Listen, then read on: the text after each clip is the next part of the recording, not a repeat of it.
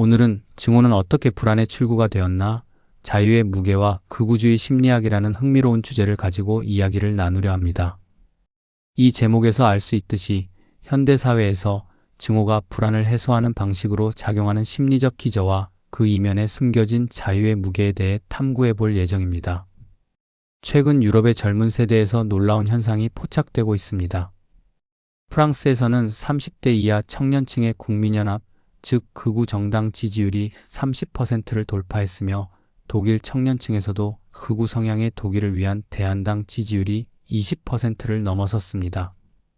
이들은 민주주의와 다양성의 가치 속에서 자란 가장 자유로운 세대로 불리죠. 우리는 이들이 당연히 진보적이고 개방적인 선택을 할 것이라고 믿어왔습니다. 하지만 현실은 다릅니다. 이들은 이민자 혐오 발언에 동조하고 다양성보다는 강력한 지도자와 권위주의를 갈망하는 모습을 보이고 있습니다. 오늘날의 심리 프로파일은 이미 80년 전부터 작성되어 왔습니다. 1941년 심리학자 에리 프롬은 나치즘을 선택한 독일 대중을 분석하며 자유의 역설을 찾아냈습니다. 그는 자유가 우리에게 독립과 무한한 선택권을 주지만 동시에 고독과 불안이라는 무거운 짐을 안긴다고 진단했습니다. 80년이 지난 지금 유럽의 청년들은 다시 한번 이 자유의 무게에 짓눌리고 있는 것은 아닌지 되돌아볼 필요가 있습니다.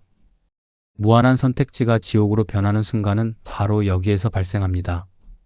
부모 세대가 누렸던 안정적인 삶의 경로가 사라진 시대에 청년들은 직업 선택의 자유를 누리지만 불안정한 취업 시장에 직면하고 주거의 자유를 꿈꾸지만 감당 불가능한 주거비에 좌절합니다.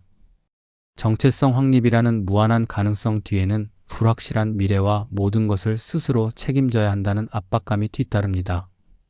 이렇게 선택의 자유는 곧 선택의 지옥이 되고 맙니다. 자유민주주의가 약속했지만 실제로는 주지 못한 선택할 수 있는 조건들을 한번 살펴보겠습니다. 25세 독일 청년에게 자유는 원하는 직업을 선택할 무한한 기회를 약속했지만 현실은 졸업 후 취업 실패와 계약직 전전 그리고 부모님 집에서 독립 불가능으로 이어집니다. 그 심리적 결과는 자유가 아닌 무력감이죠. 파리 외곽의 청년에게 자유는 자유롭고 다채로운 도시 라이프를 약속했지만 현실은 치솟는 집값으로 도심에서 밀려나고 이민자 밀집 지역에서의 치열한 생존 경쟁에 내몰립니다. 이는 다양성이 아닌 경쟁과 고립이라는 심리적 결과를 낳습니다. 복잡한 미로 속에서 매혹적인 지름길을 발견하는 순간은 매우 위험합니다. 복잡한 정책 토론과 어려운 가치 판단, 그리고 경제적 불평등 속에서 사람들은 강력한 리더만 믿고 따르라는 단순한 메시지에 현혹되기 쉽습니다. 에리 프롬의 진단에 따르면 이는 자유로부터의 도피입니다. 자유가 주는 불안과 책임을 벗어던지기 위해 스스로 복종을 선택하는 것이죠. 이들에게 증오는 단순한 이념이 아니라 고통을 잠시 잊게 해주는 진통제와도 같습니다. 경제적 불안, 사회적 고립, 무력감에 시달리는 이들은 우리가 힘든 건 이민자들이 일자리를 빼앗아서다, 무슬림들이 우리 문화를 파괴하고 있다와 같은 단순화된 메시지를 받아들입니다. 복잡한 현실을 단순화하고 누군가를 배척함으로써 내가 무언가를 통제하고 있다는 일시적 안도감을 획득하는 것입니다. 극우 정당들은 이 심리를 파고들어 당신이 힘든 건 당신 잘못이 아니다라고 속삭이며 불안을 잠재울 가장 빠르고 자극적인 처방전을 제공합니다. 오늘날 SNS 알고리즘은 이러한 자발적 복종의 생태계를 완성하는 데 기여하고 있습니다.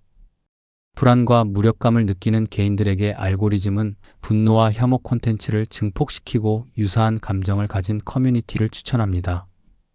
이러한 환경 속에서 차라리 독재가 낫다는 말이 SNS에 떠도는 것은 단순한 농담이 아닙니다. 이는 자유의 무게를 내려놓고 누군가에게 기대고 싶어하는 현대 청년들의 진화된 심리가 표출된 것이라고 볼 수 있습니다. 에리 프롬은 자유를 두 가지로 구분합니다. 첫째는 소극적 자유, 즉 무언가로부터 벗어날 자유입니다. 독재와 억압, 규칙으로부터 벗어난 상태를 의미하며 우리는 현재 이를 누리고 있습니다. 하지만 기후위기나 치솟는 주거비 등으로 진정한 자아를 실현할 조건은 갖추지 못했습니다. 그 결과는 고독, 불안, 무력감으로 나타나죠. 둘째는 적극적 자유, 즉 무언가를 할 수 있는 자유입니다.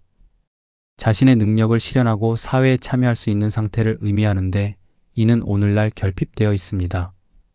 적극적 자유가 충족될 때 비로소 안정, 소속감, 그리고 삶의 의미를 찾을 수 있습니다. 자유가 부담이 아닌 가능성이 되기 위해서는 적극적 자유를 지탱하는 4개의 기둥을 우리 사회가 구축해야 합니다. 첫째, 미래를 계획할 수 있는 경제적 기반이 되는 안정적인 일자리. 둘째, 고립되지 않고 도시에 머물 수 있는 공간인 감당 가능한 주거. 셋째, 원자화된 개인을 연결하는 연대의 감각인 사회적 관계망. 넷째, 정치와 사회에 내 목소리가 반영된다는 효능감인 의미 있는 참여입니다.